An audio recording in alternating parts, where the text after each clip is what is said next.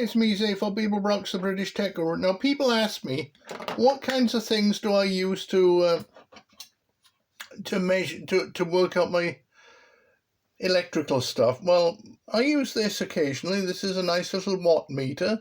It comes out with all kinds of good stuff. eBay, it's cheap. I use this little multimeter. It's a Gardner Bender multimeter, and that comes from Tractor Supply.